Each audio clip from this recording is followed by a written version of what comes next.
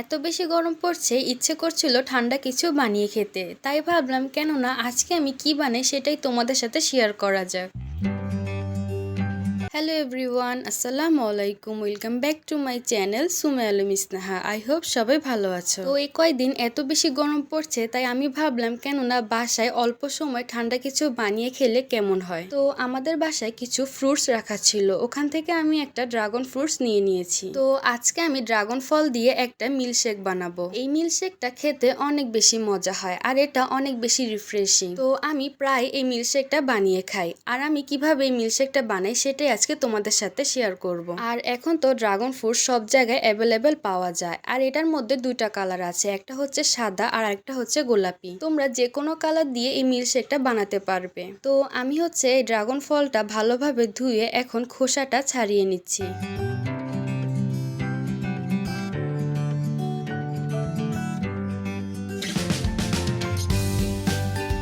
তো আমার হচ্ছে ড্রাগন ফলের খোসাটা ছাড়িয়ে নেওয়া হয়ে গেছে। এখন হচ্ছে আমি এটা ছোট ছোট টুকরো করে কেটে নিব।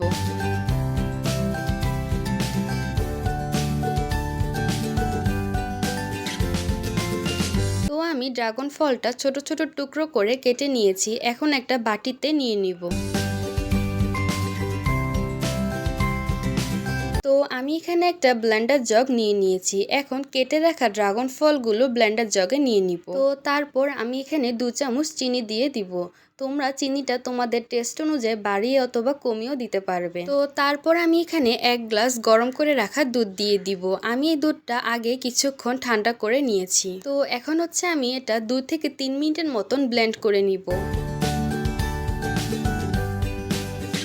তো আমার এখানে মিল্কশেকটা ভালোভাবে ব্লেন্ড করা হয়ে গেছে। তো দেখো এটার কালারটা কত বেশি সুন্দর, এটা দেখতে যেমন সুন্দর খেতেও অনেক বেশি মজা। তোমরা বাসায় এই মিল্কশেকটা একবার হলো ট্রাই করে দেখতে পারো, আমি জানি এটা তোমাদের কাছে অনেক বেশি ভালো লাগবে। তো আমি হচ্ছে এখন একটা গ্লাসে মিল্কশেকটা নিয়ে নিব।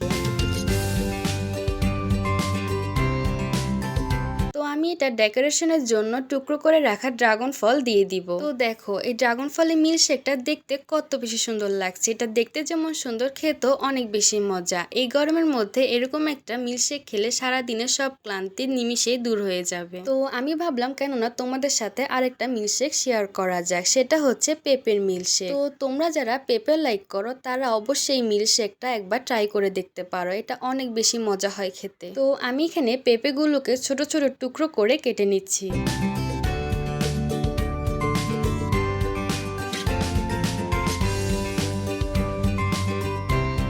তো আমি এখানে ব্লেন্ডার জগ নিয়ে নিয়েছি, এখন পেঁপের টুকরোগুলোকে ব্লেন্ডার জগে নিয়ে নিব। তো আমি এখানে 2 চামচের মতন চিনি দিয়েছি, তোমরা চিনিটা তোমাদের টেস্ট অনুযায়ী বাড়িয়ে অথবা কমিয়েও দিতে পারবে। তারপর আমি এখানে 1 গ্লাসের মতো দুধ নিয়ে নিয়েছি, তোমরা দুধটা আগে জাল দিয়ে ভালোভাবে ঠান্ডা করে নিবে। তো আমার এখানে সবকিছু দেওয়া হয়ে গেছে, এখন আমি এটা 2 থেকে 3 মিনিটের মতন ভালোভাবে ব্লেন্ড করে নিব। তো এই তো আমার মিল্কশেকটা ভালোভাবে ব্লেন্ড করা হয়ে গেছে, আর এটার টেক্সচারটা একটু ঘন হবে।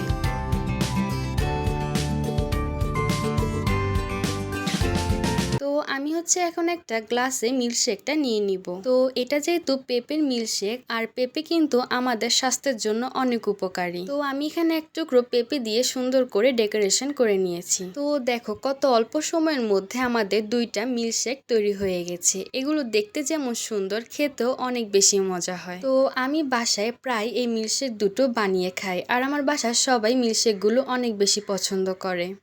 তো আমি যেভাবে এই দুটো মিল্কশেক বানিয়েছি, তোমরাও বাসায় এইভাবে ট্রাই করে দেখতে পারো, খেতে কিন্তু অনেক বেশি মজা হয়। তো এখন হচ্ছে আমি দুটো মিল্কশেক টেস্ট করে দেখছি কেমন হয়েছে, খেতে কিন্তু অনেক বেশি মজা হয়েছে। আর এই গরমের মধ্যে এরকম এক গ্লাস মিল্কশেক হলে আর কি লাগে, অনেক বেশি ভালো লাগে খেতে। তো তোমরা এই মিল্কশেক দুটো বাসায় অবশ্যই ট্রাই করে দেখতে পারো, আর তোমাদের কাছে কেমন লেগেছে অবশ্যই আমাকে কমেন্ট করে জানাবে। তো আমার ভিডিওটা ভালো লাগলে অবশ্যই একটা লাইক দিয়ে দিবে, আর আমার চ্যানেলটাকে যারা এখনো সাবস্ক্রাইব করেনি তারা অবশ্যই আমার চ্যানেলটাকে সাবস্ক্রাইব করে দিবে, আর আমার ফেসবুক পেজটাকেও ফলো করে দিবে, আর কমেন্ট করে আমাকে জানাবে তোমরা নেক্সট কি ভিডিও দেখতে চাও। তো সবাই ভালো থাকবে, সুস্থ থাকবে, আল্লাহ হাফেজ।